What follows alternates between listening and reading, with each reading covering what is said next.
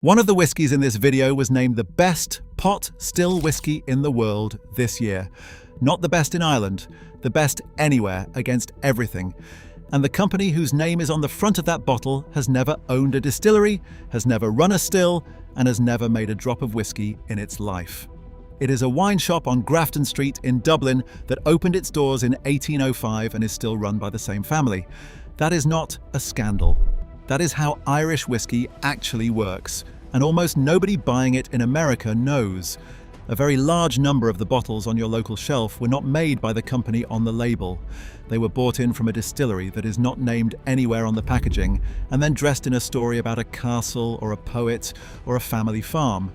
Some of those brands are open about it, most say nothing, and a few are quietly counting on you never asking. So this is not a list of Irish whiskey I like. This is the shorter list, 10 bottles where I know what is in the glass and where it came from, counting down to the one I would defend against anything else Ireland makes. One rule before we start. For every bottle, I will tell you who actually distilled it, and where nobody outside the company knows, I will say that out loud, instead of letting the label imply an answer it has not earned. Number 10. The Busker Single Pot Still, $30 to $34. 88.6 proof, distilled in pot stills, aged in ex-bourbon barrels, finished in sherry-seasoned casks. This one is easy to be snobby about because it looks like an airport bottle. It is not.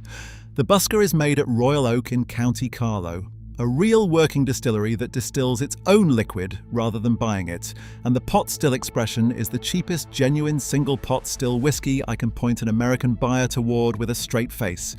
The ownership is the part nobody expects. Royal Oak belongs to Ilva Serrano, the Italian family firm behind Di Serrano. So the most Irish thing in the bottle is being funded by an amaretto company, and it has not hurt the whiskey at all. At this price, you get the oily, slightly green cereal grip that unmalted barley gives a pot still mash. That texture is the thing Ireland does and nowhere else does, and most people meet it first in a bottle costing 3 times this. Buy it for the shelf you actually drink from on a Tuesday. Just be careful not to grab the triple cask blend by mistake, which is a different and lesser product in a similar dress. Number 9. Jameson Black Barrel, $29 to $45 depending entirely on where you shop, and I will come back to that. 80 proof, made at Midleton, owned by Pernod Ricard. In the last video I ranked standard Jameson 9th out of 12, and a few of you took that personally. Fair enough. Black Barrel is the answer to why. Same distillery, same family of components, but the grain whiskey goes into heavily double-charred barrels, and the pot still portion carries a lot more weight. What you get is a whiskey with actual toffee and banana depth, instead of the polite nothing that green bottle Jameson has settled into. 2 warnings. Jameson's own marketing describes Black Barrel as bottled at a higher strength than their other whiskies. It is 80 proof, exactly the same as the green bottle. So whatever that line is supposed to mean, it is flat wrong on the standard bottle. Do not pay extra expecting more alcohol. The second is the price. I found this at $29 in one national chain and $45 at an online retailer in the same week. That is a 55% spread on an identical bottle. If you are paying more than $35 for Black Barrel, you are shopping in the wrong place. Number 8. Writer's Tears Copper Pot, $40 to $53, 80 proof. A marriage of single pot still and single malt whiskey with no grain whiskey in it. Several of you asked why this was missing last time, so here it is, and it earns the spot on flavour. It is soft, appley, honeyed, and it is the bottle I hand to somebody who says they do not like whiskey, because it never argues with them. It also happens to be the cleanest illustration of the point I made at the top. Walsh Whisky used to own a distillery. They built Royal Oak, the same site that makes the Busker, and then in 2019, they demerged from their Italian partner and walked away from the distillery while keeping the brands. So Writer's Tears today is made by somebody else, somewhere else, and Walsh does not publish who. People speculate. I am not going to repeat that as fact. The liquid has stayed consistent for years, the pot still and malt recipe is unusual and deliberate, and at $40 you are not being overcharged for the mystery. Just know you are buying a blender's skill rather than a distiller's. Number 7. Powers 3 Swallow Release, $50 to $60, 86.4 proof, single pot still Midleton, and it is not chill filtered.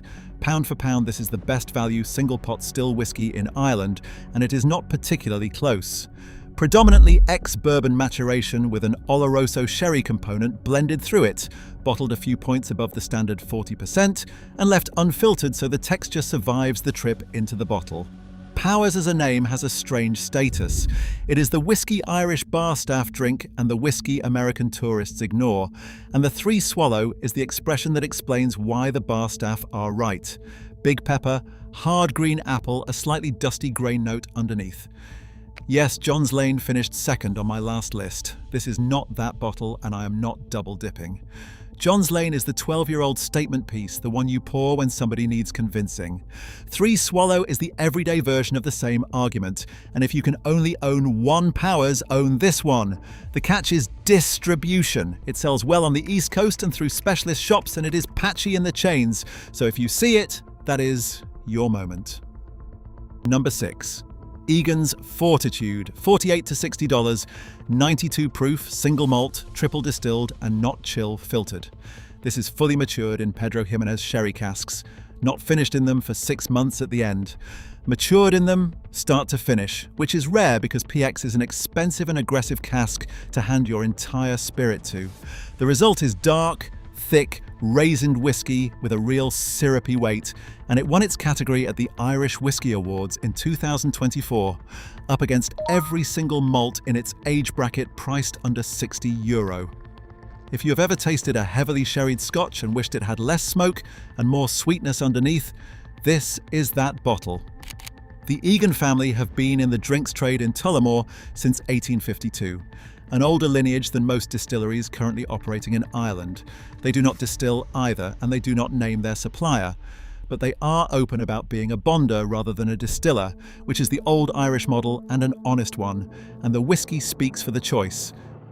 That is the bottom half of the list, and before the top 5, one thing worth saying out loud. Everything from here up is a bottle I would buy at the price I am quoting you, not at whatever your local shop has decided it is worth this week. 2 of the next 5 have a bigger gap between the cheapest shop and the dearest shop than they have between each other, so where you buy matters nearly as much as what you buy.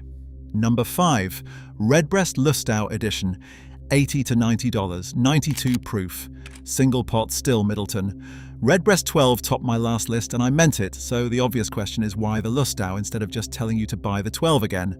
Because this is the more interesting bottle, and almost nobody reaches for it. The whiskey spends 9 to 12 years in bourbon and sherry casks, then a further year in first fill Oloroso butts seasoned by Bodegas Lustau in Jerez. That final year is not subtle. You get the standard Redbreast pot still spine, that beeswax and Christmas cake character with a layer of dry, nutty sherry sitting over the top of it. It took its category at the Irish Whiskey Awards in 2025. It sits $50 to $60 below the 15-year-old. And unlike almost everything else in the Redbreast range at the moment, you can actually walk in and find it, because the 15 has gone scarce enough that at least one big New York shop has been limiting bottles per customer. Number 4. Bushmills, 16-year-old, $139 to $167, 80 proof, 16-year-old single malt from County Antrim. 3 of the bottles so far came out of Midleton, and 2 more will not tell you where they came from, which is exactly how concentrated Irish whiskey has become.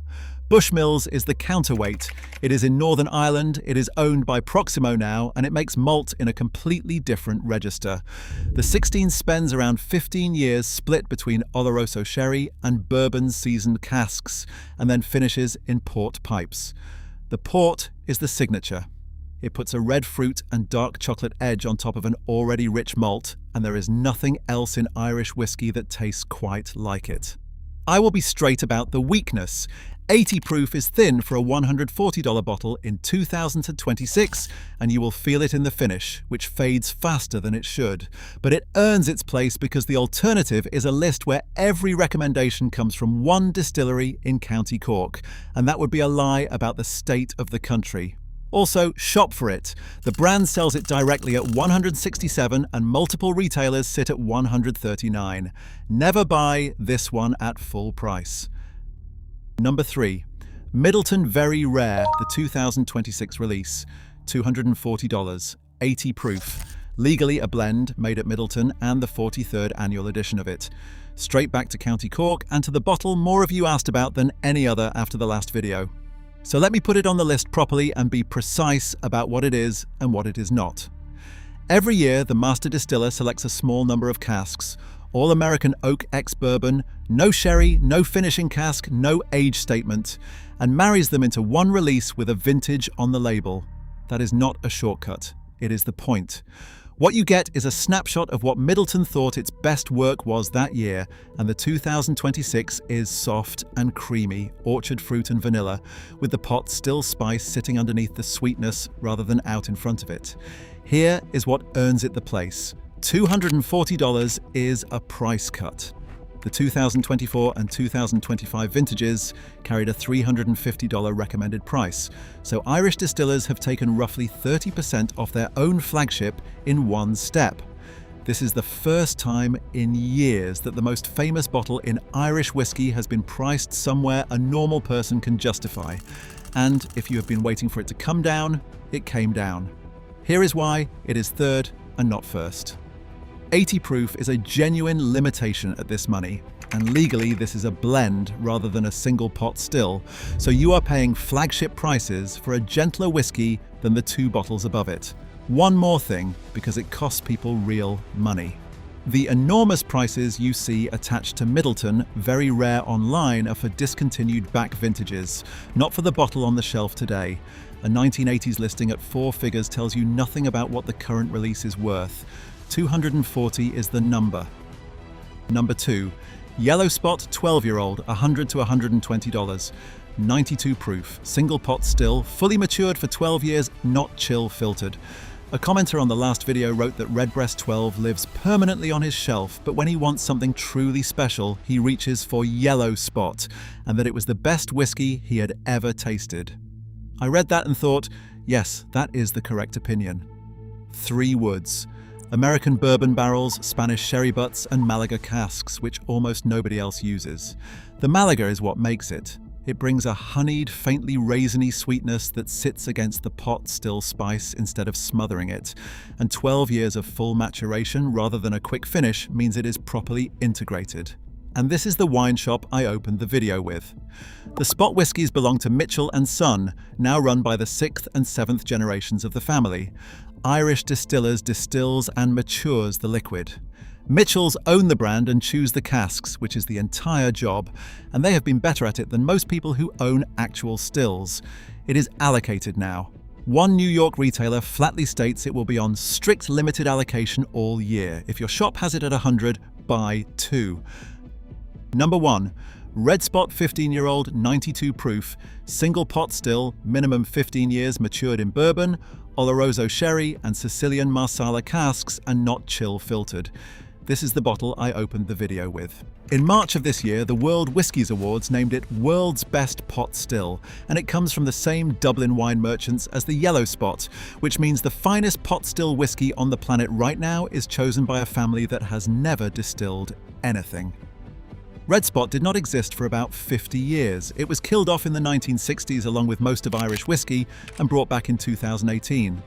The Marsala cask is what separates it from everything else here, because Marsala is a fortified Sicilian wine, and it leaves an almost savoury, nutty, dried apricot note you will not find in a sherry cask whiskey. 15 years of pot still underneath gives it a weight the 12-year-old spots cannot reach. Now the warning, and it matters more than the tasting note. When it launched in 2018, the recommended price was about $130. Today I found the same bottle at about $195 in California and $320 in Minnesota. The dearest shop is charging almost 2/3 more than the cheapest for an identical product, and the shops at the top end are charging it because the award made the phone ring. $200 for the world's best pot still is a fair trade. $320 is somebody taking advantage of you. Look it up before you hand over the card, because on this bottle, more than any other, the shop you choose is worth more than the whiskey you choose. That is the 10. 2 of them come from a distillery nobody will name, and they are still on the list because the whiskey earned its place even when the label would not tell me who made it. That is the difference between a secret and a lie. and it is worth knowing which one you are holding. Tell me which of these is on your shelf right now, and tell me which one I got wrong, because you always do and you are usually right. Subscribe if you want the next one.